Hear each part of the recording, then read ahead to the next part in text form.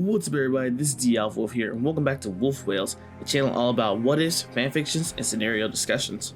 In the last part of our What If X-23 joined the MCU scenario, the Avengers were having a celebration party, before it was interrupted by Ultron, who took over some of Tony's Legion bots, who then began to crash and destroy the entire area. Natasha was finally able to break through to Laura after the two were forced to fight for their lives and destroy a Legion bot. Back in Sokovia, the Maximoff twins finally met Ultron. Also, before we begin this next part, I want to give a huge shout out to Alex Rutledge and Chris Browning, two of my best supporters on this series who have really been enjoying and really giving me good feedback on this. Thank you guys a lot, and I hope you do continue to enjoy. So now that we're all caught up, let's continue on with the rest of the story. It's the next morning, and the team is hard at work getting a lockdown on Ultron. Steve and Maria Hill are going over reports of the various sightings of metal men, blurs, and visions of fear, determining that the Maximoff twins are now working with Ultron. Steve's not surprised given that they have a common connection with Strucker. However, Maria informs him that Strucker is a non-factor, pulling up an image of him dead in a jail cell, the message directed to the Avengers. Clint walks to the kitchen where he finds Natasha, handing Laura a bowl of cereal to which the girl eats hungrily. Well, someone's got quite an appetite. I'll say, it's her third bowl. She's probably never had it before. At this point, I think I'll just leave the box here. Not a bad idea, Nat. After all, grown kids gotta eat. And with that, he takes his leave. Nat smiles before looking back to Laura. You stay here. I gotta go help with the recon, so don't move. Cap calls out to Clint just as the Archer is ending a phone call as they seem to have a lock on Ultron. Steve then informs the team that Ultron has killed Strucker, prompting them to look into their files, to which have all been erased by the Metal Man. Having no digital records to look into anymore, they decide to break out their paper records, looking to see if they can find any connections that will lead them to Ultron via Strucker. While doing so, Tony recognizes a man's name, Ulysses Claw, who works in black arms deals and was known to be onto something that was going to be a game changer in his own words. Thor takes notice of the brand on his cheek, and after running a scan on it, they determine it's a word that means thief in the language of Wakandan. Tony and Steve put it together that Howard may not have used all the last of the vibranium that was discovered, and that if this guy made it out of Wakanda alive with more, there's no doubt where Ultron's going. He runs deals off the African coast. Then that's where we're gonna be. Everyone suit up. We leave in 20 minutes. As everyone prepares to move out, Bruce calls out, "Wait!" What is it, Banner? What about her? The team looks back to the kitchen where Bruce is currently pointing at Laura as she sits there, a quizzical look on her face as she spoons the last of the now empty box of cereal into her mouth. Natasha could only heave a sigh at this. They definitely hadn't planned for that. We cut to an abandoned oil tanker off the coast of Africa. Claw's men are hard at work making weapons while he's on the phone, negotiating. The power suddenly goes out, but before he can do anything, he is ambushed by Pietro and Wanda. Seeing them, he laughs, realizing they're enhanced. Strucker's prize pupils. Weren't there three of you? He asks, referring to Laura. Neither answers as he takes a seat and offers them candy. He apologizes about Strucker, but advises, He knew what kind of world he was getting into. Human life, not a gross market. The two look put off by this, and he realizes that the twins didn't know just how far his experiments went. You didn't know? Is this your first time intimidating someone? Well, I'm afraid I'm not very afraid. Though, if you brought the little one with the claws, now she was scary. Though, not as scary as cuttlefish, deep sea fish. They make lights, disco lights, to catch their prey. I saw it on a documentary.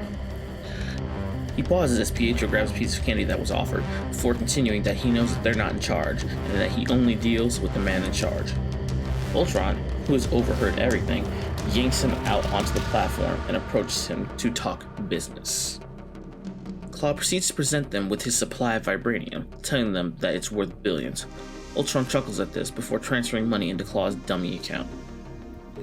Get your friends rich and your enemies rich. Find out which is which.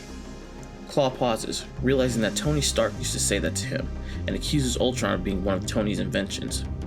This upsets Ultron, as he hates being compared to Tony, causing him to cut off Claw's arm while in a rage. While he begins to try to apologize for it and ranting, Tony, Cap, and Thor arrive. Tony making a quip about it breaks his heart that Ultron hates him so much. Nat and Clint are in position as the powerhouses stand off against the Metal Man and the two twins. Pietro comments that it's funny and asks Tony if he feels comfortable around all the weapons. Tony replies that that wasn't his life, while Cap tells him that the two of them can still walk away from this. Captain America, God's righteous man, pretending you can live without a war. I can't physically throw up in my mouth, but if you believe in peace, then let us keep it. I think you're confusing peace with quiet. Tony asks, what's vibranium for? Ultron then sarcastically remarks that he would now explain his evil plan before summoning a few Legion bots and attacking Tony. As Cap and Thor handle the bots, Pietro and Wanda go on the attack. Claw, angry and in pain from having his arm chopped off, commands his soldiers to attack and to kill them all. Soldiers begin pouring in, prompting Widow and Hawkeye into action. Battles are going on everywhere, prompting Pietro to use the chaos and to try again and cheap shot on Cap. Thor, seeing this, tosses Mjolnir at him, and Pietro, believing that he can use his own weapon against him, makes a grab for it. Unfortunately, as he's not worthy, this causes him to get dragged to the floor and knocked back down by Cap as he tries to stand back up. Stay down, kid. While Ultron and Tony are having an aerial battle over the coast, he uses a Legion bot to tell Wanda that It's time for some mind games. back at the ship, Bruce is getting worried as more and more gunfire seems to rage on and tries to contact the team, asking if this is a code green. When his only response is a scrambled mess, he turns back to his companion. What do you think? Laura stares at him, silent, which unnerves Bruce.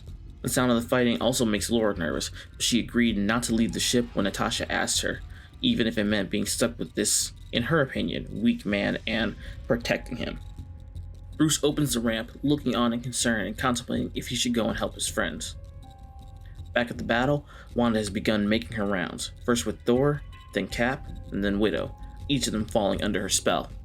Thor begins to have visions of Asgard, which start out pleasant, but soon turn tragic as he finds Heimdall, who begins to strangle him and blame him for the fall of the Asgardian people, as well as visions of mysterious glowing objects.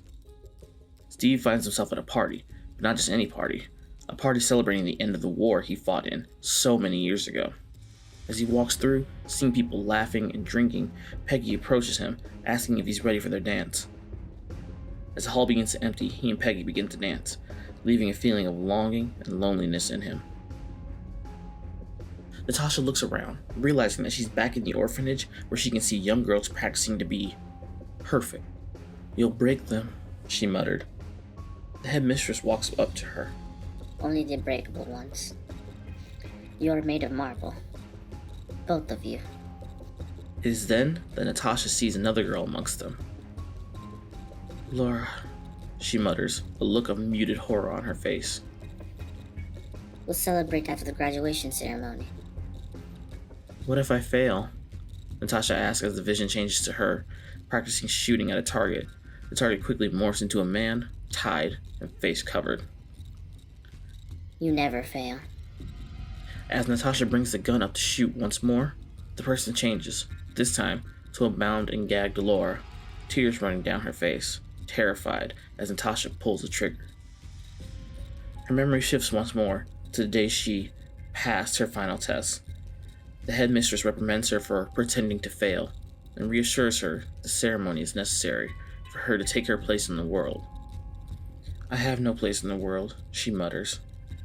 She soon finds herself on a stretcher, on her way to the operation room, where she passes by a group of girls with no mouths. Her eyes fall on Laura once more, as she watches Natasha disappear down the hallway. As a few of the Legion bots pack up the vibranium, Hawkeye dispatches the remaining soldiers. Wanda, nearby, creeps up preparing to warp his mind too, but is deceived as he turns on her and sticks a taser arrow to her forehead. I've done the whole mind control thing. Not a fan. Hawkeye is soon rushed by Pietro, who quickly retrieves his sister and runs. Yeah, you better run, the archer quips before trying to reach out to his team, though none of them respond in their dazed states. Outside, Pietro checks on Wanda, who assures him that she's alright and wants to finish the plan. Their eyes fall onto the ship where Bruce is as he walks out. Inside the ship, Laura can hear the sound of two heartbeats, one incredibly fast, the other one normal. This quickly gets her attention, causing her to jump up from her seat and startling Bruce. Is something wrong? he asks as she ignores him and walks out of the ship. Pointing her nose to the air, she begins to sniff, catching various scents on the wind. As she catches what she was looking for, her eyes fall upon the twins. Bruce follows her gaze, his falling upon them as well. Laura lets out a savage battle cry, her two claws springing forward from each hand before charging full force at the other two enhanced humans. Bruce is startled as he watches the young girl charge forward. He calls out to her not to charge forward, which falls on deaf ears, prompting him to run back into the ship and call for help once more. When once again he only gets a scrambled reply, he quickly searches the Quinjet for anything that he can use to help. Laura charges forward, dodging a blast from Wanda, but is quickly knocked off her feet by Pietro. However, she doesn't stay down for long and growls at the boy pacing in front of her. Ultron told us that you put up a fight against the Avengers. And yet here you are, acting like their pet guard dog. Who would have seen that coming from the little bird with her little talons? I'll kill you! Stay away from him!